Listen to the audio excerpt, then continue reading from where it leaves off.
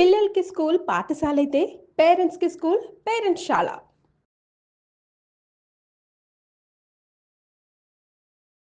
నమస్తే రమ్మగారు. నమస్తే జయ. రమ్మగారు, మరణించిన తరువాత లేతే కొద్దిసేపట్లో మరణిస్తారు అననగా చేసే కొన్ని క్రియలు ఇప్పుడున్న జనరేషన్‌కి, ఇప్పుడు ప్రెజెంట్ ఉన్న జనరేషన్‌కి కొన్ని నచ్చట్లేదండి. కొన్ని చోట్ల కొన్ని విమర్శలు, అసలు ఏం పద్ధతులు? ఎందుకిలా పెట్టారు? మన వాళ్ళు అసలు ఏం పెట్టారో మనం ఏం చేస్తున్నాము? అంటే ఉదాహరణకి ఇప్పుడు చనిపోయే ముందు సాధారణంగా మనం ఏం చేస్తామంటే తీసి కింద పడుకోబెడతాం. కొన్ని కమ్యూనిటీస్‌లో. తెలిస్తే ఇంకా ప్రాణం పోతోందనే విషయం గనక అర్థమైతే కింద పెట్టడం. కొన్ని కమ్యూనిటీస్ కాదు, అన్ని కమ్యూనిటీస్ అంతే. అంతేనా? వాళ్ళ వస్తువులన్నీ కూడా ఏదైనా మంచం మీద ఒకవేళ మనకు తెలియకుండా ప్రాణం పోయినా కూడా ఆ మంచాన్ని తీసేయటం, ఆ బెడ్‌షీట్స్ ఇవన్నీ తీసేయటం, ఇలాంటివి చేస్తా ఉంటారు. అంటే చనిపోయిన తర్వాత కార్యక్రమాలన్నీ అయిపోయిన తర్వాత పూర్తిగా బట్టల మీదే స్నానం చేయటం, ఇలాంటివన్నీ చేస్తూ ఉంటాం కదా! ఇదేదో అవమానకరంగా అలా అనుకుంటూ ఉంటే విన్నాను రమ్మగారు నేను. అసలు ఇది ఎందుకు సైంటిఫిక్‌గా వచ్చిందా? లేకపోతే మన శాస్త్రంలో ఉన్న విషయమా? అంటే ఇప్పుడు మనది సిద్ధాంతం, భారతీయ సిద్ధాంతం అనుకో. మరణించిన తర్వాత ఏదైనా జంతువులు చూస్తాం మనం. మరణించిన తర్వాత మన ఇంట్లో ఒక ఎలుకో బల్లో చనిపోయింది అనుకో, రెండో రోజు మూడో రోజుకి ఏమవుతుంది ఇంట్లో? దుర్వాసన వస్తుంది. మనం కూడా అంతే చేయ, మనం కూడా అంతే. ఒక వంకాయ వినటానికి కొంచెం బాధ అనిపించినా నిజం. జీవం లేకపోతే అంతే. ఓ వంకాయ ఉంది, వంకాయలు బాగా వండుకుంటాం మనం. ఓ వంకాయ సిలిండర్ వెనకాలో సామాన్ల మధ్యలోనూ పడింది. రెండో రోజుకి మూడో రోజుకి దుర్వాసన వస్తుందండి. ఆలుగడ్డలు మనం ఇష్టంగా తింటాం. హెల్త్ కూడా వంకాయ మంచిది, ఎంతో కొంత మంచి ప్రధాన ఆహారం. ఏమవుతుంది? అన్నం వండుకుంటాం. అన్నమే ప్రాణాధారం మనకి. 2 రోజులు ఉంటుంది. రెండో రోజుకి అన్నం ఏమవుతుందమ్మా? నీరు కారిపోయి వాసన వచ్చేస్తుంది. దుర్వాసన. కవర్లో కట్టినా సరే వాసన పోదు, అది మొత్తం వస్తుంది. ప్రాణాన్ని వదిలేశాక, జీవుడు వెళ్ళిపోయాక అందులో ఇంచి మన నాన్నో నాయనమ్మో, మన అన్నయ్యో, మన పెద్దనాన్నో, మనకు అత్యంత ప్రీతిపాత్రుడైన గురువో, మన జీవితాన్ని నిలబెట్టిన మహానుభావుడో శరీరాన్ని విడిచిన తర్వాత ఆ శరీరము పంచభూతాల్లో కలిసిపోవటమే. వాళ్ళెవరో ఇందులో ఉన్నంత వరకు, జవసత్వాలతో ఉన్నంత వరకు, జీవించి ఉన్నంత వరకే దీనికి విలువ. చొక్కాకి ఈ షర్ట్ విలువ అదే. జీవుడు ఒక్కసారి బయటికి వెళ్ళాక దీనికి ఏ విలువ లేదు. పైగా ఎన్నో రకాల పదార్థాలతో నిండి ఉంటుంది ఈ శరీరం. చీము నెత్తురు మనం చెప్పుకునే మాటలే కదా, వంకలు, లోపల జరుగుతున్నటువంటి అనేక రసాయన క్రియలు. గుండె కొట్టుకుంటూ ఉన్నంతసేపు నడుస్తుంది, జీవుడు వెళ్ళాక కొట్టుకోవడం మానేస్తుంది. ఇంకా అక్కడి నుంచి ఏమవుతుంది? ఇది తనంతట తను నాశనం అవ్వడానికి రెడీ అయిపోతుంది. కొన్ని గంటల పాటు వెచ్చగా ఉంటుంది. జీవుడు వెళ్ళిపోయాక తర్వాత చల్లబడిపోవటం మొదలు పెడుతుంది. ఏ రాత్రో గతించారనుకో, తెల్లవారేసరికి శరీరం కట్టే బిగిసిపోతుంది, చల్లబడిపోతుంది. ఇక అందులో మన నాన్న లేడు, తాత లేడు, ఎవరు లేరు అక్కడ. ఇదొక ఖాళీ, పాడవటం మొదలవుతుంది. ఆ వస్తువు ఇంకా దాని వస్తువు కిందే చూడాలి. అంతే అంతే. దాంట్లోంచి రకరకాల క్రిములు, ఏమంటారంటే వాసనలు, బ్యాక్టీరియా అనాలి, అందులోంచి వెలువడ్డం మొదలు పెడతాయి. పైగా వీళ్ళు లేరన్న ఒక దుఃఖం మన లోపల రకరకాల రసాయనాలని విడుదల చేస్తుంది మన బ్రెయిన్. ఒక మరణించిన వ్యక్తి ఉన్న ఇంట్లోకి వెళ్తే మన వాళ్ళు చెప్పిన సిద్ధాంతం ఏంటంటే సచేల స్నానం అని చెప్తారు. ఇక్కడి నుంచి సావు ఇంటికి వెళ్ళాం, అవును, తిరిగి వచ్చాక నువ్వు ఇంట్లో అన్ని ముట్టుకుని మంచాల మీద కూర్చుని తర్వాత ఎప్పుడో నీకు కుదిరినప్పుడు టిఫిన్ తిని స్నానం చేయటం కాదు, ఇమ్మీడియట్గా స్నానం చేయాలి. ఇది ఎందుకు అంత అవసరము అంటే, ఈ బాడీ ఎక్కడైతే ఉందో అక్కడ చాలా రకాల సూక్ష్మక్రిములు గాల్లో ప్రయాణం చేస్తే నువ్వు అవి మోసుకొస్తావు.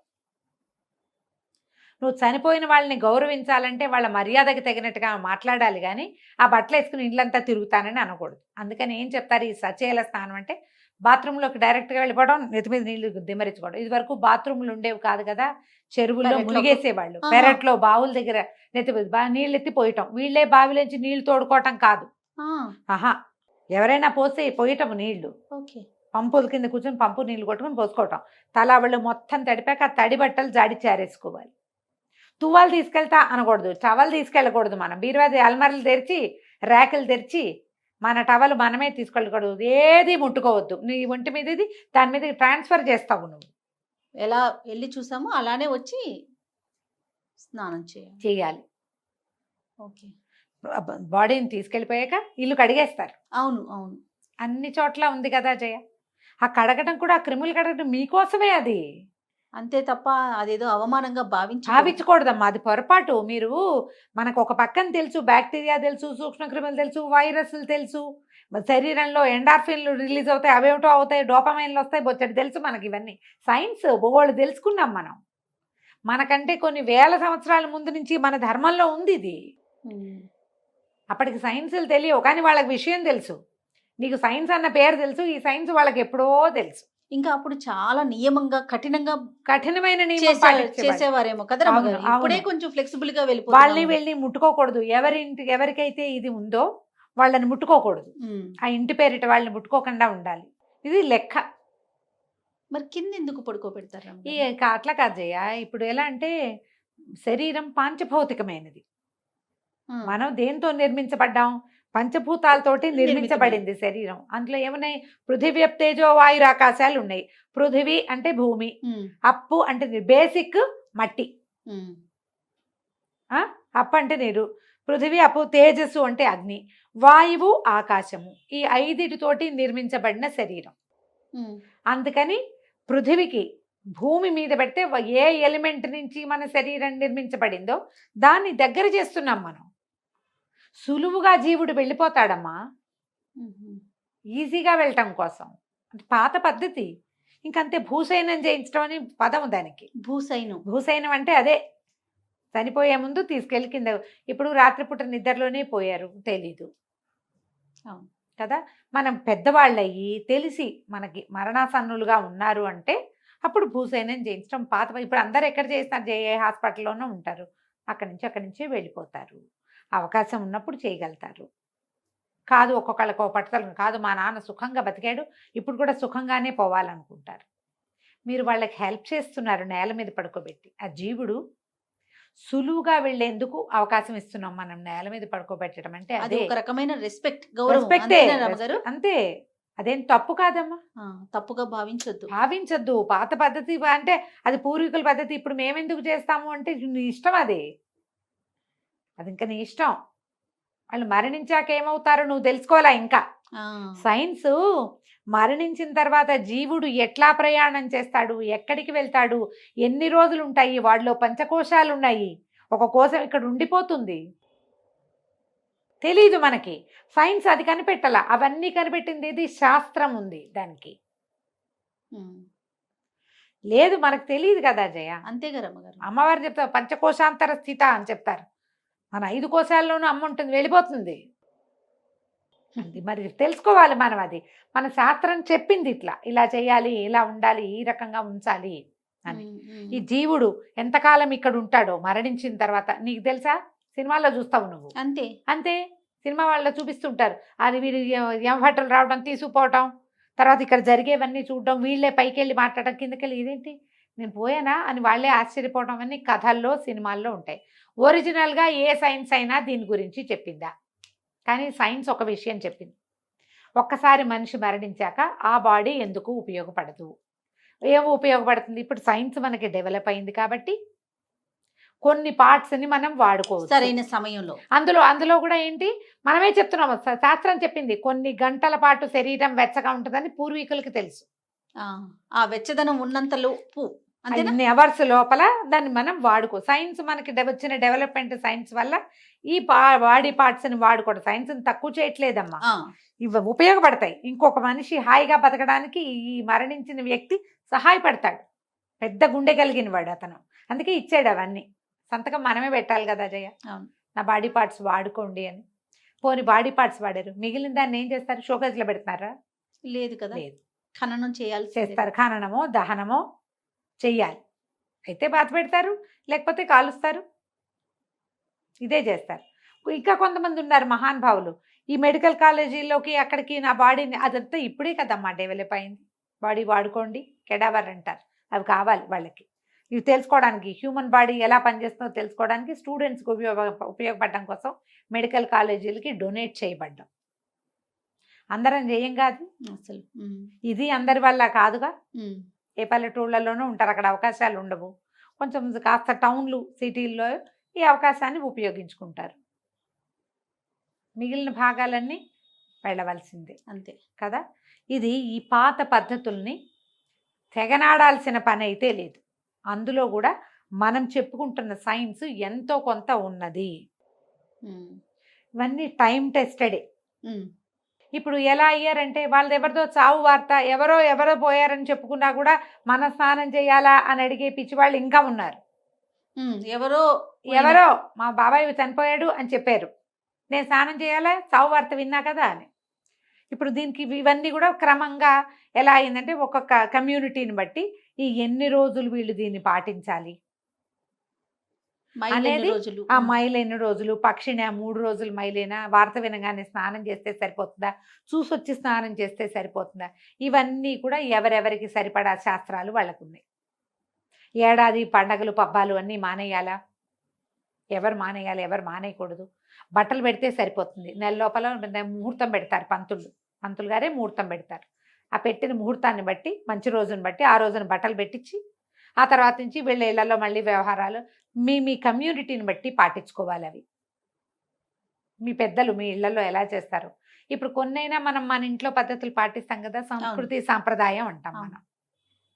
మన దేశానికి ఒక సంస్కృతి, మన ప్రాంతానికి ఒక పద్ధతి, మన ఇంటికి ఒక సాంప్రదాయం.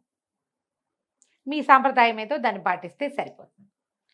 దానికి వ్యతిరేకంగా వెళ్ళి నేను సూపర్గా చేశానని నేను అనుకోవద్దు. మీరు ఎక్కడికి వెళ్ళినా ఏదో ఒక సాంప్రదాయం మీ వెన్నంటి ఉంటుంది. మేము అవేం చేయమంటావు నువ్వు, నీ ఫ్రెండ్ మేము చేస్తానంటుంది. 2-3 డాక్టర్లను కలుస్తాను కలిసాం ఒక సందర్భంలో, అవన్నీ ఏముండవు. ఇంపార్టెంట్ బాడీ పాడైతే ఇదంతా ఇదైపోతుంది, అది చాలా బ్యాక్టీరియాస్ రకరకాలు రిలీజ్ అవుతాయి, పనికిరాదు అని చెప్పారు. ఇంకొక ఆవిడ చెప్పారు, ఆవిడ కూడా 2 సీనియర్సే చేయాలి. పాత పద్ధతులన్నీ కరెక్టేనండి. ఆ దుఃఖం నుంచి మనం బయటపడడానికి కూడా మనకు 10 రోజులు పడుతుంది. ఈ దుఃఖావేశం, మరణ దుఃఖం, ఆత్మీయుల్ని కోల్పోయిన ఆ లోన్లీనెస్, ఆ కష్టం, వాటి వల్ల మనకి బోల్డ్ అని రకాల ఇవి రిలీజ్ అవుతాయి, కెమికల్స్ బాడీలో, రసాయనాలు. ముట్టుకోకపోవటమే మంచిది. అందుకని సాత్విక ఆహారం తింటారు. అందరి ఇళ్లలో ఏం చేస్తారో నాకు తెలియజేయ. మా ఇళ్లలో అరటికాయ, పెసరపప్పు అలాంటివి తింటారు, ఊరగాయలు అవి తినరు, పెద్దగా కారాలు అవి తినరు, పెసరపప్పే వండుకోవాలంటారు, కందిపప్పు అవి వండరు. 10 రోజులు, మొదట 12-13 రోజుల పాటు కందిపప్పు వండరు. చివరి 13వ రోజునే మంచి మామూలు ఆహారం తింటాం. అప్పటిదాకా చప్పటివే, తిరగమాతలు అవి తక్కువ వేస్తారు, తిరగమాతలు ఉండవు, అలా చేసుకుంటారు. మన ఇంట్లో ఆ రోజు ఎవరైతే మరణించారో ఆ రోజు వంటలు కూడా చేయరు. అవును, డెడ్ బాడీ ఉంటే ఊరంతా భోజనం చేయకుండా ఉండే కాలం కూడా ఉండేది. ఎవరిళ్లలోనూ పొయ్యి వెలగదు, పాతకాలపు పద్ధతి అనుకో. ఇప్పుడు ఏముంది, అపార్ట్మెంట్లలో ఉన్నాము, మానేసి ఉంటారు ఎంతో కొంత, అయినా కూడా కొన్ని పాటించవలసిందే కదా. అంతే కదా, అవునా. దాంట్లో మీరు ముఖ్యంగా పాటించవలసింది, నా ఉద్దేశం చెప్తున్నానమ్మా, ప్యూర్లీ నాదే ఉద్దేశం, మీ ఇంట్లో మీ ఫ్యామిలీలో క్లోజ్ రిలేషన్స్లో మరణం సంభవిస్తే కనుక మీరు తప్పకుండా మైల పాటించండి, మీకు మంచిది. ఎక్కడికైనా వెళ్ళి ఒక మరణం దృశ్యాన్ని చూసి, లేదా వాళ్ళ ఇంట్లో మరణం జరిగింది, వాళ్ళని ఆ 10-15 రోజుల లోపలే వాళ్ళని కావలించుకున్నా, పలకరించడానికి వెళ్ళినా స్నానం చేయండి తప్పకుండా, బట్టలతోటి తప్పకుండా చేయండి. ఇవి ఎందుకంటే వాటి వల్ల మన ఒంటి మీదకి ఏవి రాకుండా ఉండడం కోసం. మేమైతే ఎవరి దగ్గరికైనా వెళ్ళి ఊరికే పలకరించడానికి వెళ్ళినా తలస్నానం చేస్తాను, తప్పకుండా చేయవలసిందే. ఇది పాతకాలం పద్ధతి అని అనుకోకండి. డాక్టర్స్ కూడా కొంతమంది యాక్సెప్ట్ చేస్తారు దీన్ని. డెడ్ బాడీని చూసొచ్చాక స్నానం చేయటమే మంచిది. రమగారు, ఇది మనకి ఆచారం సాంప్రదాయం, ఇటువైపు సైన్స్, రెండు ఉన్నాయి కదండి. రెండు ఉన్నాయిగా. ఉమ్. ఇందులో మరీ అతి చాదస్తానికి పోతే పోకుండా- చెప్పలేము. అది అది కరెక్ట్. చాదస్తానికి పోతే చెప్పలేము. రైట్. ఇప్పుడు ఇండియాలో ఏవో మరణాలు సంభవిస్తాయి. ఫారిన్ కంట్రీస్ లో వాళ్ళు అడుగుతారు, మేము ఇవన్నీ తడుపుకోవాలా, మేము ఇవన్నీ చేయాలా, ఇలాంటివి అడుగుతారు. మీ పెద్దవాళ్ళని అడగండి అమ్మా అని చెప్తాను నేనైతే. చెయ్యొద్దు అని చెప్పాము అనుకో జయ, ఈ మాట చెప్తాను నేను చెయ్యొద్దు అంటే ఇది పిడికి బియ్యానికి ఒకే మాత్రం రమగారు చేయక్కర్లేదన్నారని వీళ్ళందరికీ చెప్తారు. మీ ఇంట్లో పెద్దవాళ్ళని కన్సల్ట్ చేయండి. వాళ్ళు ఓకే అంటే ఓకే. ఆ పూజలు చేసుకోవచ్చా, మా ఇంట్లో మా పిన్నమావ గారు పోయారు, మేము వ్రతం నువ్వు చేసుకోవచ్చు అడతారు, చేయకూడదమ్మా అని చెప్తా. నేను చేయకూడదు, మీకు ఇది ఉంది, మైలు ఉంది. ఆ మైలు ఉంది, ఈ ఏడాది లోపల చేయదు. మీరు కమ్యూనిటీ ఏమిటి, మీకు అమ్మ చేయకూడదు అన్నారండి, మరి ఇంకా నన్ను ఎందుకు అడుగుతారు? చేయకూడదు అన్నాక చేసుకోవాలని ఉంది. ఈ సంవత్సరం మానేస్తే వచ్చే ఏడాది చేసుకోకూడదు, ఇందులోనే అయిపోతామా మనం? అదే కదా. అయిపోం కదా, వచ్చే సంవత్సరం చేసుకోవచ్చు. రైట్. ఎప్పుడు పాత సాంప్రదాయాలు మంచివేనమ్మా. అయితే విను, ఈ పాట అడుగు. చనిపోయిన వారి ఫోటోలు దేవుడి దగ్గర పెట్టుకోవచ్చు, అడిగేసే ఇందులో.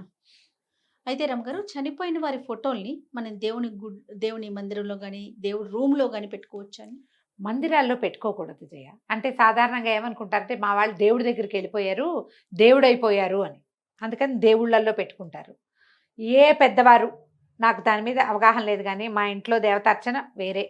మా నాన్నగారు తాతగారి ఫోటోలు హాల్లో ఉండేవి, మా అమ్మది కూడా హాల్లోనే ఉంది, నాయనమ్మవి హాల్లోనే ఉన్నాయి. మేము ఎప్పుడు దాన్ని దేవుడి దగ్గర పెట్టుకోలేదు. ఏ మనుషులు దేవుళ్ళు అయిపోరమ్మా, అయిపోరు. అది చాలా కష్టం. వారితో సమానంగా పెట్టకూడదు. మనం నిత్యార్చనలో పెట్టుకోకూడదు. కావాలంటే మీకు దేవుడి మందిరం ఉన్న గదిలో ఓ పక్కన గోడకు తగిలించి ఉంచుకోవచ్చు. పూజ చేసేటప్పుడు వాళ్ళ ఫోటో కూడా తెచ్చి పూజలో పెట్టడం మాత్రం అంత సరైన పద్ధతి కాదు.